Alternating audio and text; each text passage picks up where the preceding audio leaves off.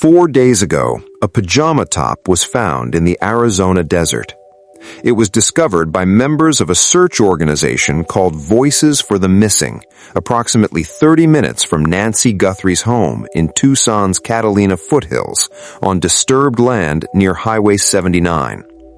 The find was first filmed by investigator JLR on YouTube, who alerted the Pima County Sheriff's Office. Deputies arrived, examined the item, and collected it in an evidence bag. Officials have not yet confirmed whether the recovered clothing actually belongs to Nancy Guthrie. But here's why this discovery matters more than it might appear on the surface. And here's why the DNA story surrounding this entire investigation has been more complicated, more contested, and more revealing than most coverage has explained. If you have not seen part 1 of this series, the link is in the description. This video picks up where that one ended. To understand why the pajama top matters, you first need to understand what happened with the DNA evidence that came before it. Because the DNA story in this case is not just a forensic story. It is a story about 2 agencies that did not agree on how to handle the most critical evidence in an active kidnapping. Early in the investigation, the Pima County Sheriff's Department elected to send DNA evidence to a private lab in Florida called DNA Labs International, rather than to the FBI. The FBI had asked to test the same DNA 2 months earlier. They had the technology, they had the resources, they had the database access. The sheriff's office chose the private lab instead. More than 11 weeks later, tests on a hair sample had led to no publicly known advancement in the case, and authorities finally transferred the sample to the FBI.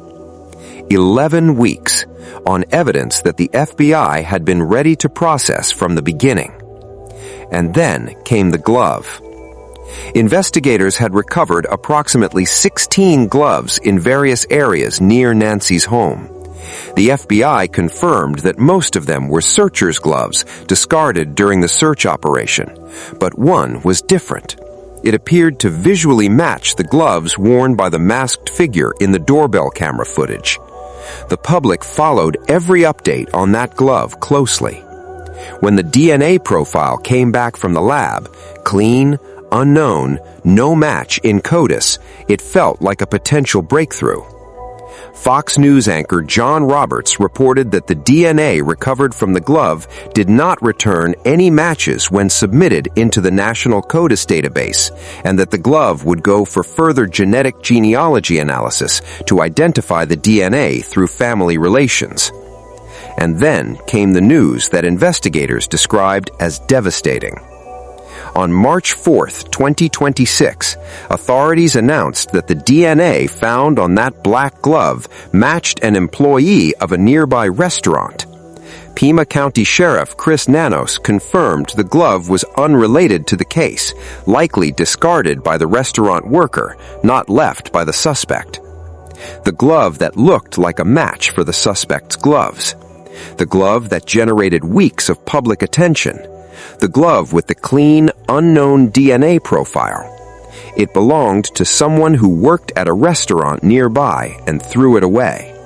Here is the critical detail that most coverage of that glove result missed. The DNA found inside Nancy's home is different from the DNA on the glove. 2 separate DNA profiles, 2 separate, unknown individuals. The glove DNA has now been explained, a restaurant worker. But the DNA recovered from inside the house has not been explained. It does not match the restaurant worker. It does not match any family member. It does not match anyone in any database that has been checked so far. Blood droplets found on Nancy's front porch were confirmed to match her own DNA early in the investigation. That tells investigators she was likely injured at or near the threshold of her own home. She was taken from her doorstep, not from inside. And the unknown DNA recovered from inside the residence, the profile that remains unmatched and unexplained, is still sitting in a laboratory right now, being processed through a technique called investigative genetic genealogy. Investigative genetic genealogy involves a combination of DNA profiles and traditional research, where investigators combine genetics, public records, and other information to identify a person of interest through their heritage, building a family tree backward from the DNA until a name emerges. This is the same technique that identified the Golden State Killer in 2018 after 40 years of dead ends. It works, but it takes time.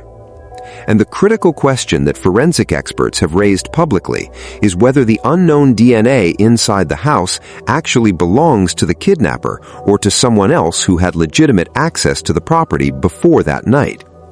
As one genetic genealogy expert said publicly, at that point, investigators just have to hope that the hair actually belongs to Nancy's kidnapper and not to someone else who happened to visit her or had their hair transferred to her home.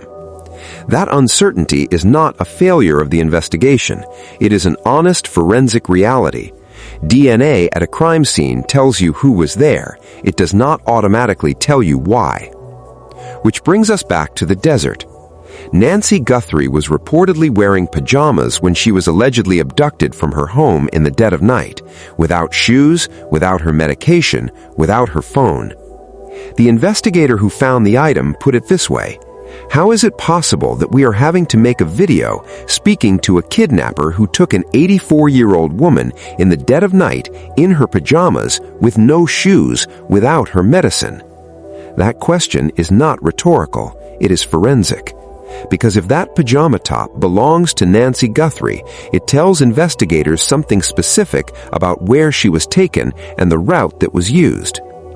Highway 79 runs north from Tucson toward Oracle and the surrounding desert towns. It is a route that could connect the Catalina foothills to dozens of remote locations in the high desert north of the city. The location of the clothing, if confirmed as hers, is a data point. Combined with the Ring camera footage of a vehicle at 2:36 in the morning, 8 minutes after her pacemaker went silent, the pajama top could be the piece that narrows the geographic focus of the search significantly. Pima County Sheriff Chris Nanas has confirmed that investigators know the motive behind the kidnapping, and they believe it was a targeted one. Targeted, not random, not opportunistic. Someone chose Nancy Guthrie specifically. Someone researched her home, her routines, her camera systems. Someone came with a plan that had been developed over time.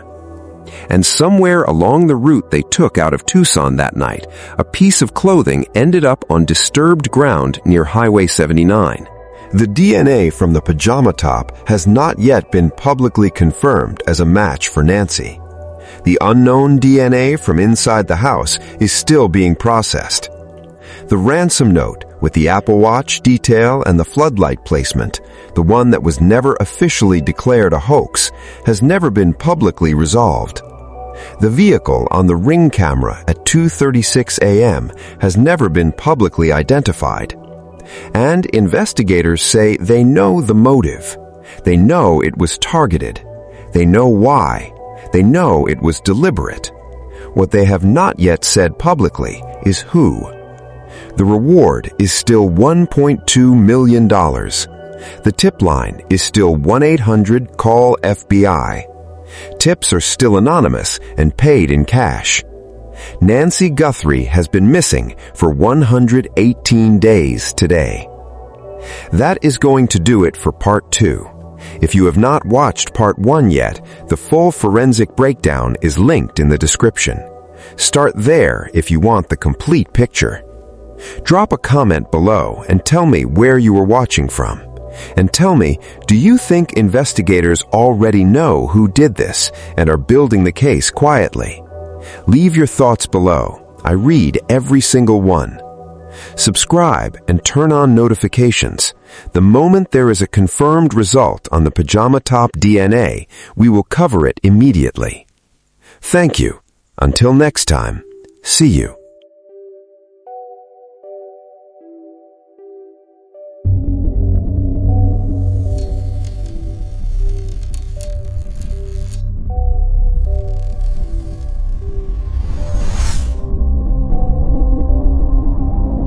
Wait, don't go anywhere. Part 1 is right here. Click it.